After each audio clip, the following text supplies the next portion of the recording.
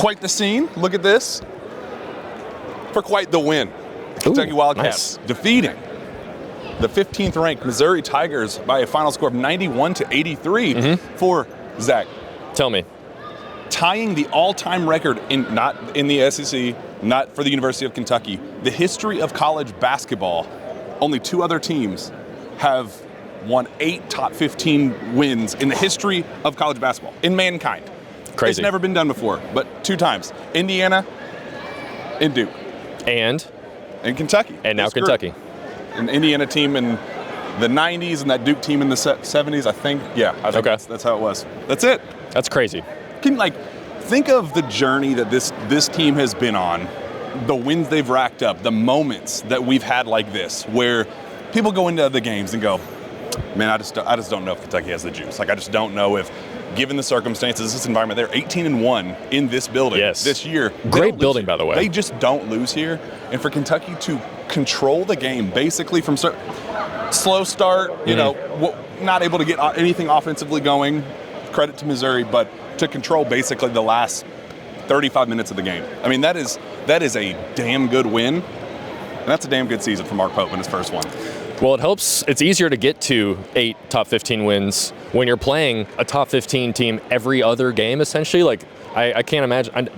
How many were those, do we think, were non-conference? 3? Duke, Gonzaga? That's so it. Maybe just 2? Yep. So 6 of those coming in the SEC. You've got Florida, top 5 win, multiple Tennessee. I mean, just an incredible first-year run for Mark Pope, who has been the star of the show out here. We've got a big contingency of Kentucky fans waiting around. I want to give it a little background. I just heard a Missouri staffer back there say he's going to take forever to get through this line at this pace. You don't know Mark Pope, buddy. Because he is having individual conversations with every single family that he's talking to. Hey, how's some people that he was familiar with. Hey, how's the family? How are the kids? How's this? He plays middle school basketball and he's so excited to play for you one day. That's awesome. We can't wait to sign him up. Having these little individual conversations with all of these people. It's nuts. We got Andrew Carr coming out, Amari Williams coming out, Brandon Garrison came out. It's just the best, man. This was a really fun year. Closing with a really, really fun victory. Yeah, big shout out to the Big Blue Nation that showed out today. I think the last 5 minutes of this game we heard at least 2, maybe 3 loud, booming Go Big Blue chants. I forget our friend's name here. Do you remember his name, Steven? I want to give him a shout out. I think his name was maybe Joe. I forget. He's in the hat. Ray. Big shout out to Ray. Joe Ray. He lives here in Columbia, but hasn't been to a Kentucky basketball game in 4 years. He's like, man, I gotta go to one now. He was here today. It was an awesome atmosphere. Honestly, shout out to Missouri. I love this arena. The second I walked in here, I was like, this place is awesome. I don't believe that they seat 15,000 people in here, but it was packed for the whole time. The crowd did a great job of really trying to will Missouri back into this game. But like you said, Jack, Kentucky controlled it kind of outside of the first 5 minutes where the offense just wasn't having it. The good thing about the offense not having it is, boy, the defense. That first half might have been the best defensive half we've seen from Kentucky all season. I mean, they were. Shout out to Collin Chandler, who just was riding around the grill kid like it was. I mean, the grill kid. The guy had just very, very little space to actually get these shots off. Hopefully, he didn't hear me just say, "Yeah, you got locked up by Collin Chandler, buddy."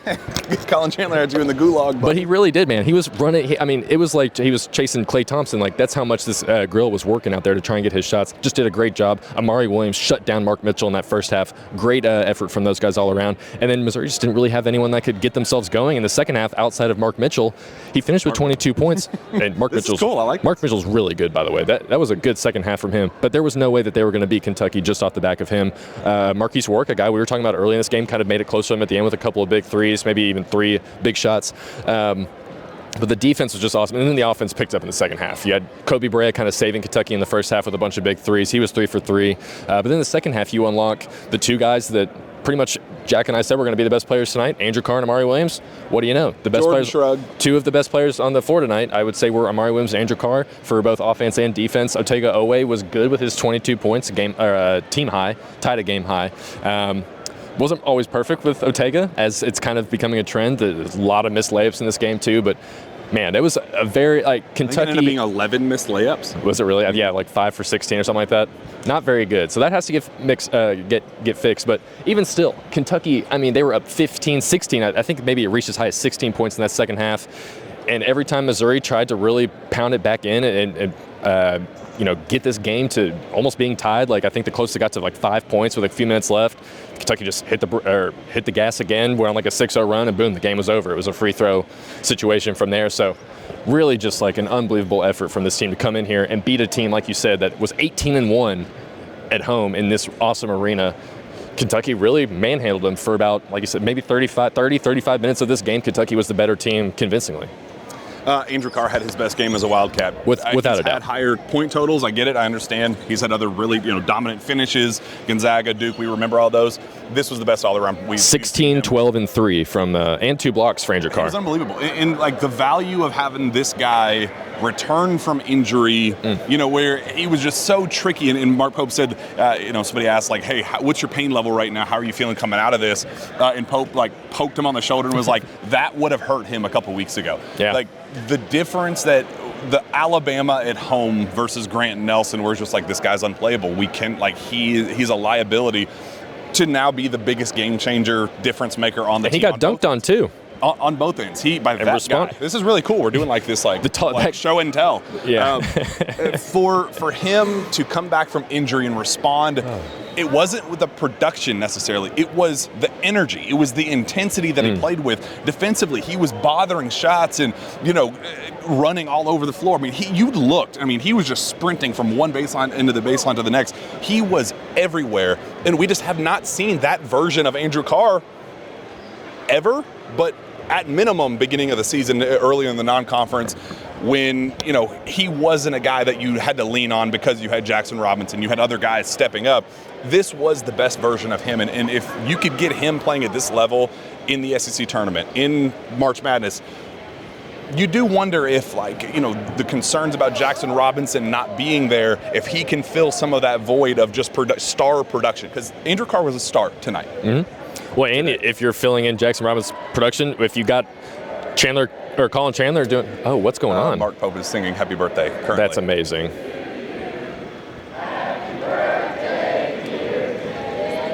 I mean, this guy is just unreal. Like, just a totally, made up person. When you think of, hey, what is this? What did Disney this fan Factory base need at this time of, our fandom, of the energy that we needed with this program?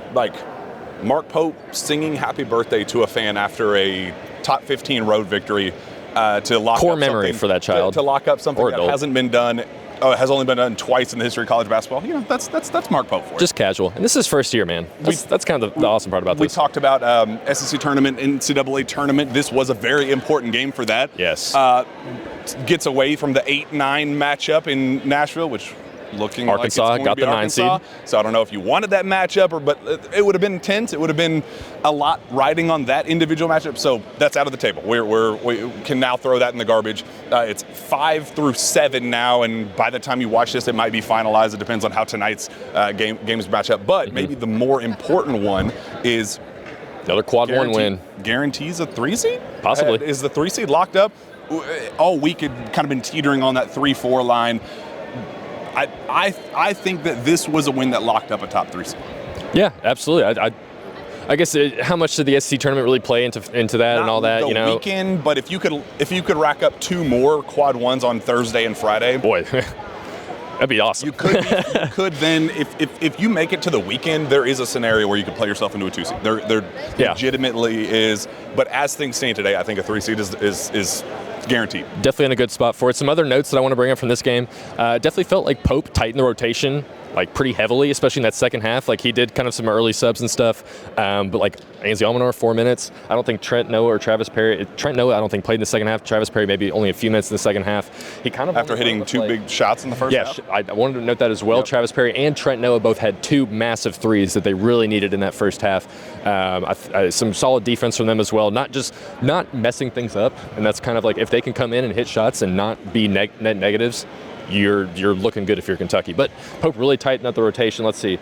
It really only went with 6 guys. I mean, if you count Brandon Garrison really didn't play much. There was a weird bit in the second half where it felt like Steven said he saw Amari on the bike. I don't know. I never saw anything if he actually went down or got hurt or anything. But he was out for a kind of almost a little bit too long for maybe 4 or 5 minutes in the middle of that second half, and that's kind of when Missouri's tried to make a little bit of a run. But he came back in, and it really, I think Andrew Carr had a season high 37 minutes. You've got 37 minutes from Koby Brea. I believe that was a season high for him. Andrew Carr, 34 minutes. Got to be close to a season high for him as well. Really only a 6-man rotation down the stretch of that game, and Pope just said that's kind of – a lot of it was situational. Like, the Almanor situation is weird, so, I don't know when to expect him to play big minutes. He kind of just comes in at the most random time, so you don't expect it. Didn't really play tonight, but Kentucky didn't really need him. A big part of that is Andrew Carr is and that is part of it. If Andrew Carr's playing that well, yeah. Why, you don't need him. But if Kentucky fans are really wanting a tighter rotation, you saw a little bit of it tonight, and I think the starting 5 plus Collin Chandler and then a little bit of the freshman, Almanor, Brandon Garrison, that's kind of going to be it's going to be a real heavy 5-6-man rotation with just guys kind of filling in the pieces whenever they need it, because they did have foul trouble in the first half. Lamont and Otega picked up 2 early ones, and that's what brought in Travis and Trent, who, like we said, did what they needed to do. But it really was just an all-around impressive win. First 2-game win streak in 4 weeks, which is kind of crazy. Caleb Grill was just taking pictures and signing autographs with UK fans. I thought that was kind of cool. Did you get Jack Golke PTSD the way I did? When his first shot went in, yes, I said, "Oh my gosh, this could be an issue." But then guess what? Collin Chandler came in and locked the guy up. Dude, it really was. But I was so tense watching him play, because it's just dude. He's a shooter. He's a sniper. And just knowing what happened to us this time a year ago. Yeah. It just all of my deepest, darkest thoughts start crashing back in. It was please don't. Please go away. Shout out Collin Chandler, man. That was awesome. And a good, we haven't talked about Lamont Butler, but a good game from him. Yeah.